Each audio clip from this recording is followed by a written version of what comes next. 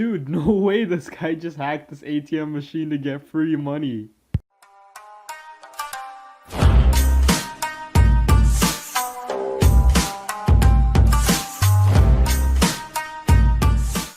If you want a chance to be entered into my 4x $15 iTunes, Google Play, or Amazon gift card giveaway, make sure you guys like the video, subscribe, and turn on notifications, and leave a nice comment saying which gift card you want. Winners will be announced via YouTube messages when I hit 1,000 subscribers.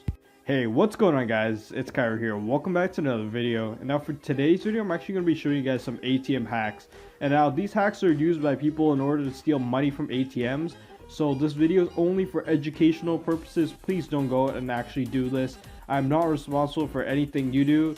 And other than that, just sit back, relax, and watch these clips. The Chicago area. Investigators say they are using a special code that allows them to turn the machines into a source for free cash. ABC 7's Robbie Beachwald is here with the story. Robbie? Well, Ron, Cheryl, you know, ATM systems out of Maryland is affected by all this, and they say that someone likely with insider knowledge passed codes to others that eventually led to people on Chicago streets being able to use those codes to tap independent ATMs for windfall amounts of cash. Now, individual accounts were not targeted in this spree. It ran from late December to late January, just a machine's ability to dole out the right kind of bills. Crime Stoppers says these three men are responsible for taking $140,000 from several ATMs in the downtown River North neighborhood. ATMs like this one, operated by ATM Systems out of Maryland, were victimized by crooks using master codes to access a machine's software and make it think it was dispensing $1 bills instead of $20 bills. For a $100 withdrawal and a generic gift card, say, that would mean 120s spilling out rather than 5. Crime Stoppers is offering a $1,000 reward for information leading to the arrest of any of these men. We know that a couple of the pictures, people should be able to recognize who they are. Take a look at your neighbors, take a look at your co-workers. If you think you know who did this crime, call the 800 number. Police and the ATM company stress no personal accounts were compromised. ATM Systems says affected machines were reset by the crooks so subsequent customers would experience the machine operating normally. Security consultant Joel Dubin works on ATM code issues with banks and says what happened with the independent machines is typical of how cybercrime is segmented. You have like these organized criminal rings that are the professionals, the brains behind the whole thing. They're writing the code and doing all the hard work, and then they can give it to sort of the street level grunt that all they need to do is, here's the code, just go to the machine and do what you need to do. ATM Systems acknowledges it has a problem with someone leaking critical codes. How much are you worried that your machines and your business is essentially the target of organized crime? Very. I mean, it's a serious issue that's out there. It doesn't happen often, but obviously, you know, this is a huge loss. What would be great to do is be able to find the person who did this, get them arrested, and find out, as I say, who's the teacher. What do you say to those who say it's not safe to use independent banking machines? I say that that's 100% not true. Well, ATM Systems did call back several times as we were preparing this story to reiterate that last point, and also to say that they buy their machines from the same manufacturers that banks use. Now, the Illinois Bankers Association says that ATM fraud is everybody's concern, and they have been aware of the scam since 2006. And Ron and Cheryl, they say there's ATM software that these companies can use to really combat this kind of thing, and it really is a huge problem that they've known for a long time. And the bottom line here, though, is independent ATMs still are safe. All right. Thanks, Robbie. In a theatrical demonstration earlier this year, Barnaby Jack, director of research at IOactive Labs, showed how he could take control of an ATM and, among other things, make it spit out money. Here, Jack explains why and how he performed the stunt. When you think of ATM security, you typically think about like physical security, right? Is the ATM bolted down properly? Are the cameras in place? You don't typically think about the actual underlying software on the ATM. So I figured it was about right time that someone actually pulled these things apart, looked at the software and see if there's any vulnerabilities there. And once I actually tore the lid off and found out how many vulnerabilities actually exist there, it was quite shocking in a way. Jack used his discoveries to design two different attacks against standalone ATMs. Here he demonstrates them. The first attack is a walk-up style attack. Now, all of these standalone ATMs, they ship with a master key. So this master key will open the top compartment, which allows access to the motherboard. It won't open the safe or anything like that. But this one key will open all the ATMs from that same manufacturer. Now that you have access to the motherboard, you can now update the software locally. So long as that software adheres to the correct format, the ATM will happily override its software with this new code. Now, of course, this new code will allow you to dump from the entire dispenser and do other nefarious deeds. And the other attack is the remote attack. Now, all of these standalone ATMs, they support remote management or remote configuration. So you can log into your ATM, change the splash screens, retrieve the settings, and all that type of thing. Generally, to be able to do this, you require a combination of passwords, a serial number, and what have you.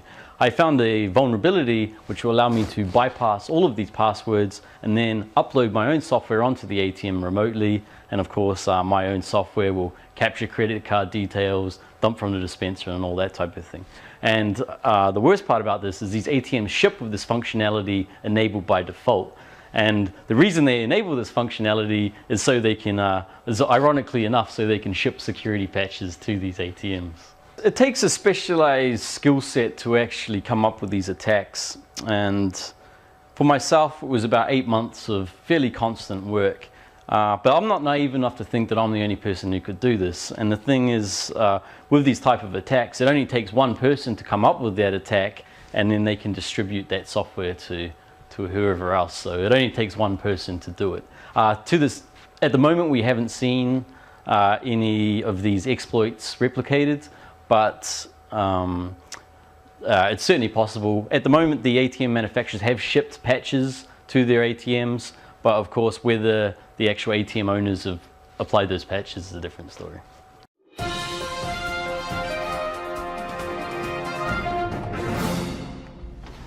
Hi guys. As college students, we're all a little tight on money, but we still have to eat, right? Today, we're going to show you how to save a couple dollars by hacking a vending machine. Have you ever noticed on some vending machines there's a star and a pound key, but you don't really use them for anything? We're going to show you how to make those work for your advantage. Let's check it out.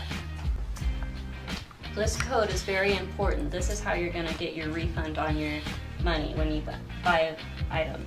So remember this code, star, star, pound, star, pound, star, pound. And I'm going to insert my change. I think I'm going to get some Fritos for 65 cents.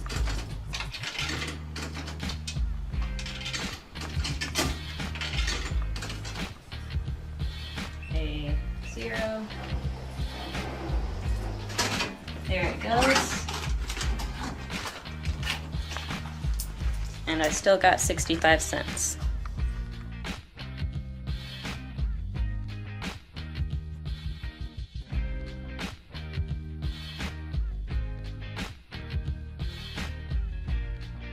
Hey guys, we're back. We're here at a different vending machine. We're going to show you that these kind of hacks can be done on any vending machine. It doesn't matter what kind.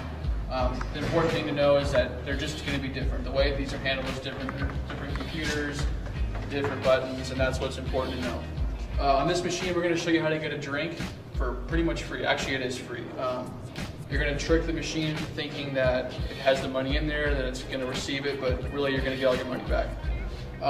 This kind of thing operates off of what's called a VMAC code. That's an acronym that stands for Vending Machine Master Access Code. The internals of this machine operate on a set program, and this one's from the Pepsi Corporation, so it's whatever they set it to, but fortunately we have the ability to do that right here. We know what it is. What you're going to want to do is you're going to start by entering your money. So each soda here costs $1.50, so I'm going to go ahead and enter that now.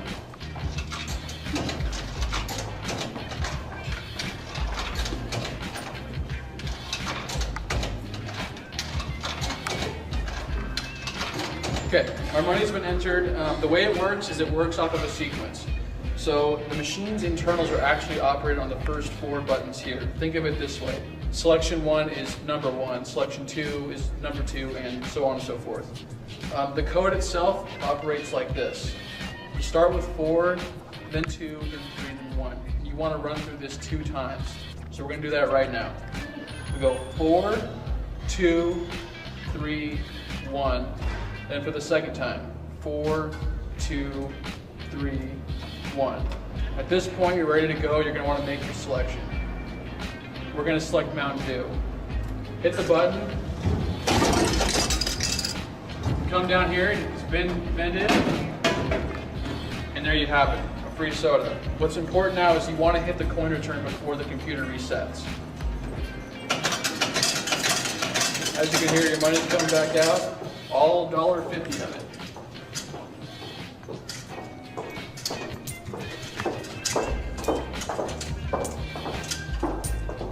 Just for a little visual for the cameras, you can see that we've got all our money back.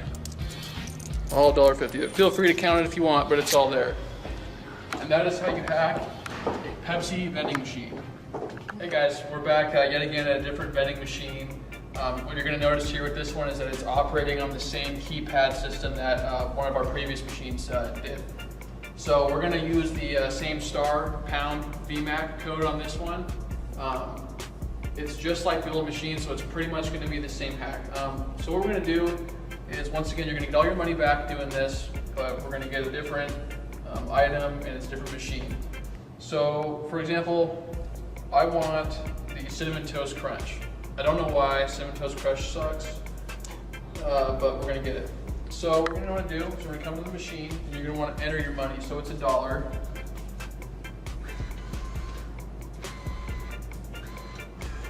So I've entered my $1. Then you're going to want to run through the sequence, which is star, star, pound, star, pound, star, pound. So here we go.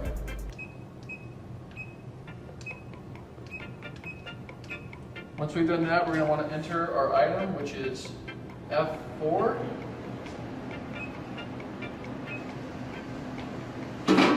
Okay, and at this moment, you can see that we're getting all of our money back.